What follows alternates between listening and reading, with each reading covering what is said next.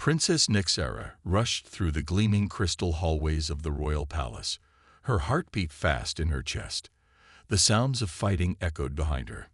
Guards loyal to her cousin Drevon had taken over most of the palace already. "This way, Your Highness," whispered Keth, her personal guard. His uniform was torn and stained with purple blood. He had been fighting to keep her safe since the attack began. Nyxera followed him, her long silver hair flowing behind her. She never thought this day would come. Just hours ago, she had been by her father's side. Emperor Zorith had suddenly collapsed during the morning council meeting. The doctors could not explain what was wrong with him. As soon as her father fell ill, everything changed. The council members she had known all her life suddenly looked at her with cold eyes. They backed her cousin Dravon when he claimed the throne. When she protested, he called her a traitor. "We need to reach the diplomatic hangar," Keth said, checking around a corner. "Most of the military ships are already under Prince Dravon's control." "I don't understand," Nyxera said. "Why would the council turn against my father? Against me?" Keth shook his head. "I don't know, Princess, but we have no time. Your father's ideas about opening relations with Earth have not been popular. Perhaps that is part of it." They reached a small service elevator that would take them to the lower levels. As they descended, Nyxera thought about her father's recent decisions. Emperor Zorith had suggested that the Luminian Empire should reach out to the humans of Earth. Most of the galaxy avoided humans. They were seen as dangerous and unpredictable. Earth itself was considered a death world, too harsh for most civilized species. The elevator stopped with a jolt. The doors opened to reveal the small diplomatic hangar. Only 3 ships remained. The small ambassador craft, Keth decided. It has the best stealth systems. They ran across the hangar floor. Alarms began to blare. A voice announced, "Alert! The traitor Princess Nyxera is attempting to escape. All loyal forces to the diplomatic hangar." Keth hurried her inside the small silver ship. His hands moved quickly over the controls. The ship hummed to life. "I never thought I would be called a traitor," Nyxera said, her voice shaking. The hangar doors began to close. Keth fired the engines, and the small ship shot forward. They barely cleared the doors before they slammed shut. The ship rocked as they pushed through the atmosphere and into space. "We made it," Nyxera breathed. Her relief was short-lived. The ship's warning systems flashed. 3 military vessels were pursuing them. "They're locking weapons," Keth warned. He pushed the small diplomatic vessel to its limits, heading for the nearest jump point. The ship shuddered as the first shots hit their shields. "We won't reach the jump point in time," Keth said. His face was grim. "But there's a small system nearby, mostly uninhabited, according to our records. We might find a place to hide." More shots hit them. The shields failed. Keth was thrown from his seat as part of the control panel exploded. Nyxera rushed to help him, but there was a deep wound in his chest. Purple blood covered his uniform. "Take the controls," he gasped. "Set course for the 3rd planet in that system." Nyxera obeyed, her hands trembling. The ship's computer identified the planet. Earth. "But Earth is," she began. "Our only chance," Keth finished weakly. "Send the distress signal." The ship plunged toward the blue-green planet. Warning lights flashed everywhere as they entered the atmosphere. Keth's breathing became shallow. The ground rushed up to meet them. The last thing Nyxera remembered was the crash, the sound of metal tearing, and the terrible stillness that followed. Captain Ethan Miller wiped sweat from his forehead as he hiked through the dense forest. The summer heat was intense, even in the shade of the tall pine trees. Behind him, 3 other members of the North American Coalition survey team followed, equipment packs on their backs. "The signal came from just ahead," said Amy Wu, checking the device in her hand. The communications specialist had picked up an unusual energy reading early that morning. "Whatever it is, it's big. And not from Earth," added Dr. Lisa Novak. The xenobiologist adjusted her glasses and pushed a branch out of her way. The energy signature doesn't match any known human technology. Ryan Carter walked at the back of the group, his hand never far from his weapon. As security chief, he took his job seriously. Could be dangerous, he said. We should approach with caution. They reached the edge of a small clearing and stopped. In the center was a silver ship, partly buried in the dirt. Trees had been knocked down around it, and a long trail of disturbed earth showed where it had skidded to a stop. That's definitely not one of ours, Ethan said quietly. He held up his hand, signaling the team to wait, then slowly moved forward. The ship was like nothing he had ever seen. The metal seemed to shimmer with an inner light. Part of the hull was torn open, revealing strange technology inside. Ethan approached the opening carefully. "Hello," he called. "Anyone in there?" No answer came. He peered inside and saw what looked like a control room. There was a body slumped over one of the panels.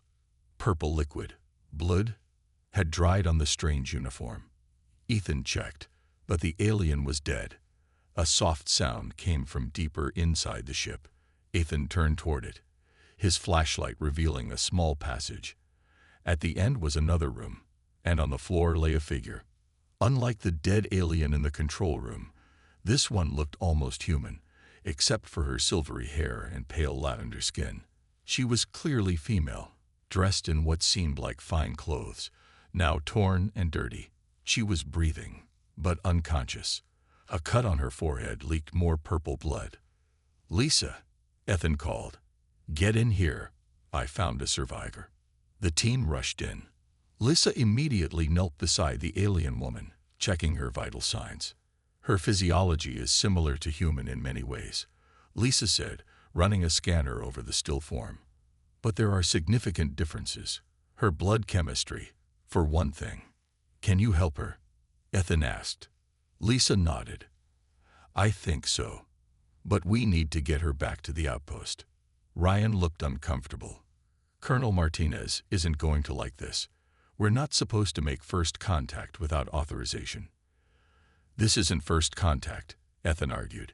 "It's a rescue mission. We can't just leave her here to die." They carefully moved the alien woman onto a stretcher. As they lifted her, her eyes fluttered open briefly. They were a deep violet color, with no whites visible. She looked at the humans surrounding her and made a small, frightened sound before falling unconscious again. "She's afraid of us," Amy said. "She crashed on a strange planet." "Who wouldn't be scared?" Ethan replied. They carried her back through the forest to their waiting vehicle. The journey to the outpost took nearly an hour. Colonel Frank Martinez was waiting for them at the gate, his face stern. "What's this I hear about an alien crash site?" he demanded. Then he saw the stretcher. "My God, you actually brought one here." "She needs medical attention, sir," Ethan explained. "Her ship crashed. There was another alien, but he didn't make it." Martinez ran a hand through his gray hair. "Take her to the medical bay. And Miller, this is your responsibility. If anything goes wrong, it's on you." Ethan nodded. As they carried the alien princess into the building, he wondered what they had gotten themselves into. He had no idea that their actions would soon put them at the center of a galactic crisis. Princess Nyxera opened her eyes slowly. A bright light shined above her. She was lying on something soft. For a moment, she couldn't remember what had happened or where she was. Then it all came back. The attack, the escape, the crash. And Keth. She tried to sit up, but pain shot through her body. A strange device beeped nearby. "Easy there," said a voice. "You're still healing." Nyxera turned her head. A human female stood beside the bed. She wore white clothes and had short brown hair. In her hand was a small object that glowed when she moved it over Nyxera's body. Humans. Nyxera felt fear grip her heart. Of all the planets to crash on, why did it have to be Earth? Everyone in the galaxy knew about humans. They were dangerous, violent creatures from a death world.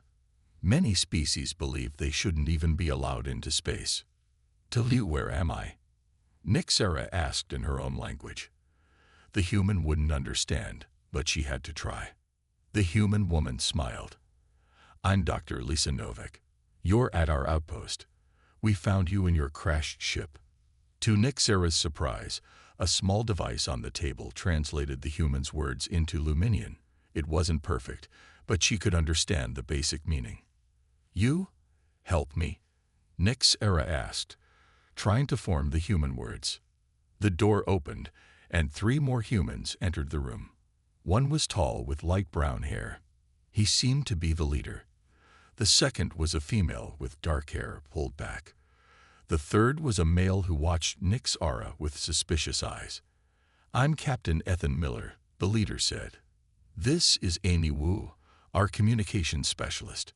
She's been working on the translator. And that's Ryan Carter, security. The translator device converted his words. Nixera looked at them all, still afraid but also curious. They hadn't harmed her. In fact, they had saved her life. Thank you, she said carefully. I am Princess Nixera of the Luminian Empire. Amy Wu stepped forward, adjusting the translator. A princess. Your ship was a royal vessel. Nixera nodded. I escaped when my cousin attacked the palace. My father, the emperor, is very sick. My cousin Dravon is trying to take control. The humans exchanged glances. Ethan Miller sat in a chair near the bed. We need to report this to Earth's united government, he said. An alien princess seeking asylum is beyond our authority. Do you have a way to contact your people? Ryan asked. His hand rested on a weapon at his side. Nixera shook her head. Not safe. Dravon controls all communications now. He will say I am a traitor. He will send people to find me. At that moment, another human entered the room. Older than the others, with gray in his hair and lines on his face. Colonel Martinez. Ethan said, standing quickly. This is Princess Nixera. She's. I heard. The colonel interrupted. And we have a problem. We just received a message from space. It came through on all channels. Every major government on Earth has it. He pressed a button on the wall, and a screen lit up. On it was Dravon's face. Nixera gasped. Attention planet Earth, Dravon said in the trade language used throughout the galaxy.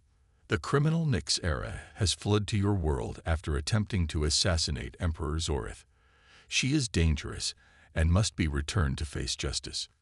Any world harboring her will be considered an enemy of the Luminian Empire. The message ended. The room was silent. He's lying, Nixera said, her voice shaking. He poisoned my father. He tried to kill me. Colonel Martinez looked at her for a long moment. Earth has sent representatives to the Galactic Council to discuss this situation. We'll know soon whether we stand alone or if others will help protect you. They won't help, Nixera said quietly. The galaxy fears humans. They call you killers. They will not stand with you. Amy looked shocked. They call us killers. Why? Because you survive on a world that would kill most species, Nixera explained. Because you are strong in ways that frighten them.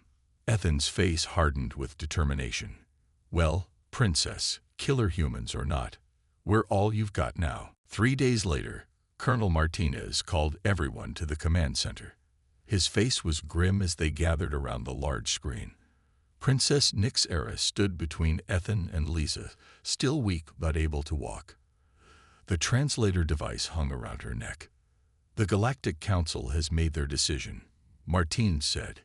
He pressed a button, and the screen showed a large room filled with aliens of many different species. Nixera recognized the representatives of the major powers, the Zorvan Federation, the Krell Hierarchy, and several others. The Earth Ambassador, a woman in a blue suit, stood before them. The people of Earth request assistance in protecting Princess Nixera from unjust persecution, she said. We have evidence that suggests Prince Dravon's claims are false. The room erupted in shouts and arguments. Finally, a tall, thin alien with blue skin raised his hand for silence. Earth is not a full member of the galactic community, he said. Your evidence means nothing. The Luminian Empire is a founding member of this council. We will not interfere in their internal affairs.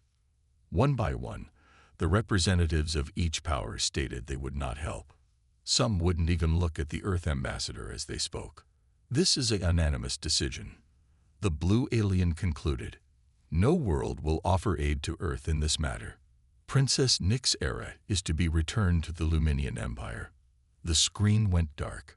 The room was silent. They abandoned me, Nyx Era whispered. All of them. What do we do now? Amy asked. Before anyone could answer, alarms began to blare. Ryan rushed to a computer terminal. We have incoming ships, he reported. 3 of them, entering Earth's atmosphere. They're heading straight for us. Draven didn't waste any time, Ethan said. He must have had ships waiting nearby. Colonel Martinez began giving orders. Evacuate the outpost. Take only what you need. Miller, get the princess out of here. Head for the mountains. We have a backup facility there. Everyone moved quickly. Lisa gathered medical supplies. Amy grabbed the translator and communications equipment. Ryan checked his weapons. Ethan led Nyx Era to a storage room where they kept emergency packs. Put these on, he said, handing her Earth clothes, jeans, a t-shirt, and a jacket. Your royal clothes stand out too much. Nyx Era changed quickly. The Earth clothes felt strange against her skin, but she didn't complain. When she came out, Ethan had a small vehicle ready. It's called a Jeep, he explained. It can handle rough terrain. They drove away from the outpost just as the alien ships appeared in the sky. Explosions sounded behind them. Nyx Era looked back to see the outpost engulfed in flames. The other humans, she said. Will they be okay? Martinez has been preparing for something like this, Ethan assured her. They'll evacuate in different directions to confuse the enemy. They drove for hours, following small roads through forests and valleys. The mountains grew closer. Nyx Era shivered as the temperature dropped. Are you cold? Lisa asked from the back seat. This world is so harsh, Nyx Era said. The temperature changes so quickly. The air is thick one moment and thin the next. How do you survive here? Earth isn't harsh to us, Amy explained. It's home. Ran, who was driving now, pointed ahead. There's the facility. It's built into the mountain itself. The Jeep stopped at what looked like a plain rock wall. Ryan pressed buttons on a small device, and part of the wall slid open. They drove inside, and the wall closed behind them. The mountain facility was small but well-equipped. It had food, water, medical supplies, and communications equipment. Most importantly, it was hidden. We should be safe here for a while, Ethan said. But we need a plan. Draven won't stop looking for you. Nyx Era sat down, her legs weak. Why are you helping me? Your world is now in danger because of me. The entire galaxy has turned against you. Ethan smiled. Princess, if there's one thing you should know about us killer humans, it's that we don't abandon people who need help, and we don't give up easily. For the first time since her escape, Nyx Era felt a small spark of hope. A week passed in the mountain facility. Amy worked day and night to improve the translator and to monitor alien communications. Ryan set up security systems and taught Nyx Era basic self-defense. Lisa studied the medical data from the outpost to better understand Luminian biology. Ethan coordinated with Earth's United Government through secure channels. One evening, they gathered in the small command center. Amy had exciting news. I've intercepted messages between Draven's ships and the Luminian homeworld, she said. They're encoded, but I managed to break part of the code. She connected her device to the main screen. Strange symbols appeared, slowly changing to English as the translator worked. It's about Emperor Zorith, Amy explained. According to these messages, he's still alive but very sick. The doctors can't identify the poison. Poison, Nyx Era exclaimed. I knew it. Dravon poisoned my father. Lisa leaned forward, studying the medical information on the screen. This describes symptoms I've seen before. In my studies of extinct species, there was a plant called Morvian nightshade. It caused similar symptoms. Morvian. Nyxera's eyes widened. The Morvian civilization died out centuries ago. Their planet is now just a dead rock. But someone got hold of their poison, Ethan said, and used it on your father. Ryan frowned. Why use a poison from an extinct species? Because it would be hard to trace, Lisa explained, and harder to cure. Nyxera stood up and walked to the screen. My father started talking about bringing humans into the galactic community. He said humans had skills and strengths that could benefit everyone. Many were against this idea, especially. Especially who? Ethan asked. The Krell hierarchy, Nyxera said. They control most of the trade routes near Earth. If humans joined the galactic community, the Krell would lose their monopoly. Amy tapped more keys. There's something else in these messages. References to a meeting between Dravon and the Krell ambassador just days before your father fell ill. The pieces began to fit together. Dravon had made a deal with the Krell and possibly others. He would keep humans isolated if they helped him take the throne. We need proof, Ryan said. Something we can show to the galaxy. The Krell ambassador will be at the Galactic Embassy on the moon next week, Amy said, reading from another intercepted message. Dravon will meet him there in secret. Ethan's eyes lit up. That's our chance. If we can record their conversation, we'll have the proof we need. But how do we get to the moon? Lisa asked. And how do we get into the embassy? It will be heavily guarded. Before anyone could answer, an alert sounded. Ryan rushed to check the security monitors. We've got company, he said grimly. 3 ships just landed in the valley. Troops are heading our way. How did they find us? Amy asked. They must have tracked our communications, Ethan said. He turned to Nyxera. We have to move. Now. They grabbed their emergency packs and headed for the back exit. It led to a narrow path up the mountain. The air was thin and cold. Nyxera struggled to breathe. I can't, she gasped, stopping. The air, it's too thin for me. Lisa quickly pulled an oxygen mask from her pack and placed it over Nyxera's face. This will help, but we need to keep moving. They climbed higher. Snow covered the ground. Nyxera had never seen snow before. It was beautiful but dangerous. Her feet felt numb with cold. Ryan led the way, using his training to find the safest path. Behind them, they heard shouts. Dravon's troops had found the facility. There's a cave ahead, Ryan called. We can hide there until dark. The cave was small but deep. As they huddled inside, Nyxera looked at the humans who risked everything to help her. They were cold, tired, and now hunted, yet none of them suggested giving up. You truly are the strongest species I've ever met, she said softly. Not because you kill, but because you endure. Ethan smiled. That's just being human, princess. Now let's figure out how to get to that moon. 2 days later, Ethan and his team arrived at a secret military base hidden in the desert. Colonel Martinez was there to meet them, along with Major Diane Lopes, leader of a special forces unit.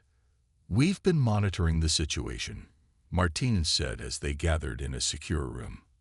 Earth's united government has approved your plan to infiltrate the Galactic Embassy on the moon. Major Lopes stepped forward. She was tall with short black hair and serious eyes. My team will provide support. We have a ship ready to take us there. A ship? Nyxera asked. I thought humans didn't have ships that could reach the moon quickly. We've been working on reverse engineering technology from your crashed ship, Lopes explained. It's not perfect, but it will get us there. Amy showed them what she had learned about the embassy. The Krell ambassador will arrive tomorrow. Security will be tight, but we found a weakness. The embassy's water recycling system needs maintenance. Workers go in and out through a service entrance. We'll use that, Ethan said. Lisa, Amy, Nick, Sarah, and I will pose as maintenance workers. Ryan and Major Lopez's team will create a distraction if needed. They spent the rest of the day preparing. Lisa created special makeup to hide Nick Sarah's lavender skin. Ryan checked weapons and equipment. Amy programmed small recording devices. That night, Nick Sarah couldn't sleep. She found Ethan on the roof of the building, looking at the stars. "Do you think this will work?" she asked, sitting beside him. "It has to," he replied. "For your father, for you, and for Earth. I never understood why my father wanted to bring humans into the galactic community," Nick Sarah said. "But now I do. You don't give up, even when the whole galaxy is against you." Ethan smiled. "That's what makes us dangerous to people like Dravon. We don't accept that some things are impossible." At dawn, they boarded the ship. It was smaller than Nick Sarah expected, built for speed rather than comfort. The journey to the moon took only a few hours. As they approached, Nick Sarah saw the Galactic Embassy, a dome-shaped building on the lunar surface.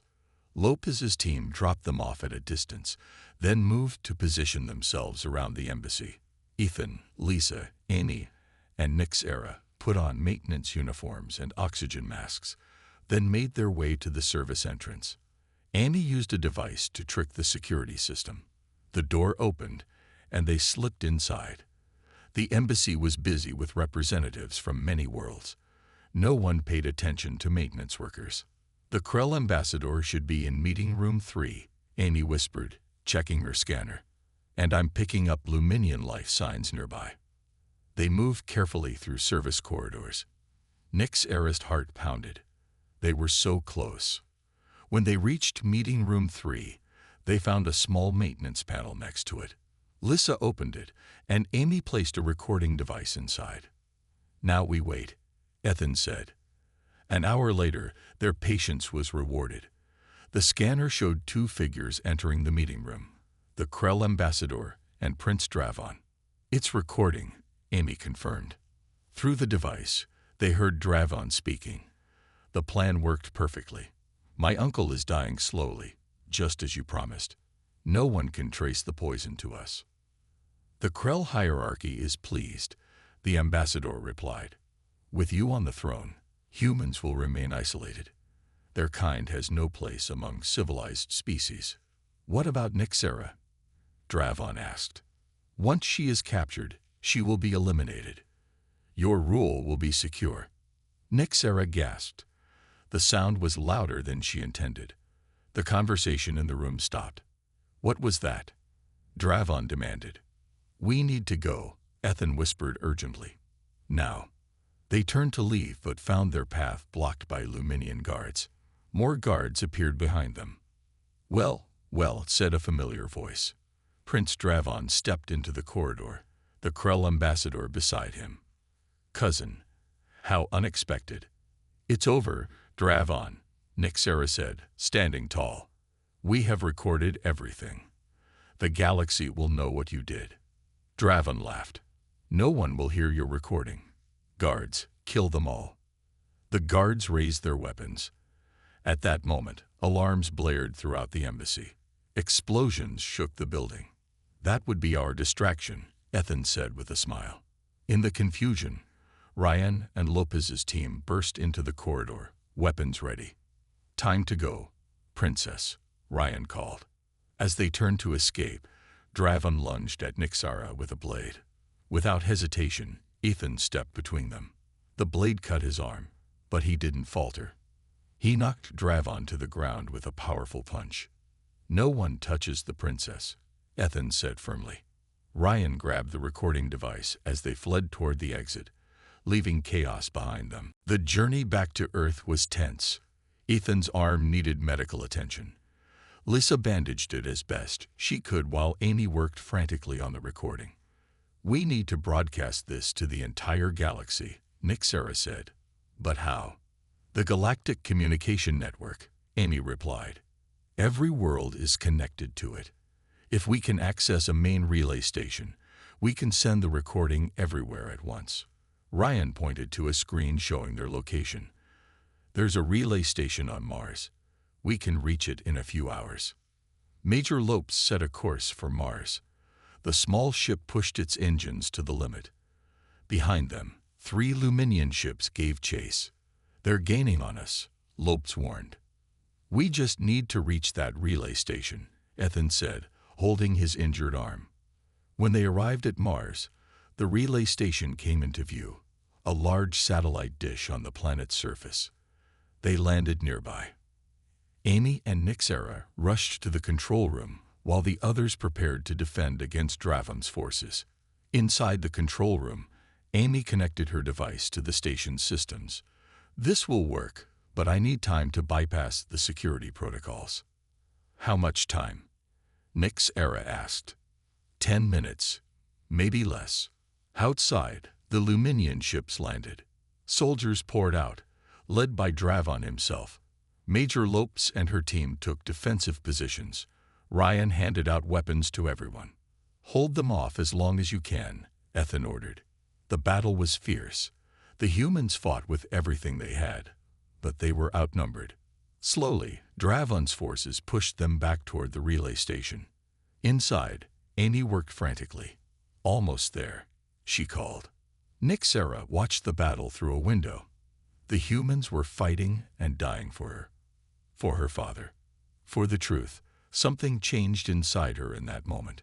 She was no longer just a princess running for her life. She was a leader. It's ready, Amy said. When I press this button, the recording will go to every world in the galaxy. The door burst open. Dravon entered, his weapon aimed at them. Step away from the controls, he ordered. Ethan appeared behind him, blood soaking his bandage. It's over, Dravon. Is it? Dravon laughed. Look outside. Your friends are defeated. No one can save you now. You're wrong, Nixera said, stepping forward. The humans have already saved me, not just my life, but my spirit. They showed me what true strength is. Dravon's face twisted with anger. These killers, these savages, what could they possibly teach you? That being called a killer doesn't make you one, Nixera replied. And that being called civilized doesn't make you good. While Dravon was distracted, Amy pressed the button. A light on the console turned green. Transmission complete, she said. Dravon screamed in rage. He aimed his weapon at Nixera, but Ethan knocked it aside. The shot hit the wall.